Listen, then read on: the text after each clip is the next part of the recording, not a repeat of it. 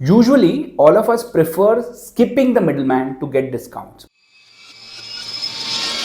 But if there is one place where it's not wise to skip the middleman, it will be health insurance. Health insurance isn't like, say, buying a mutual fund. It's not like you can get an app where you can just start, pause, withdraw your funds on a click of a button. Health insurance is more like filing income tax returns. And let's be honest, just like the tax officer isn't on your side, your insurer isn't exactly cheering for you when you make a claim.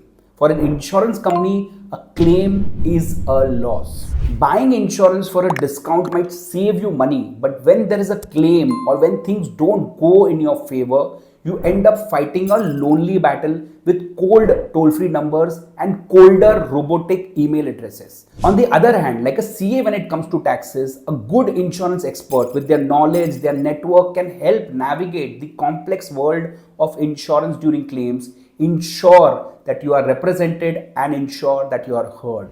So the real question isn't discount or no discount. It's actually, do you want to do this alone or do you want a professional by your side who helps you when it matters the most?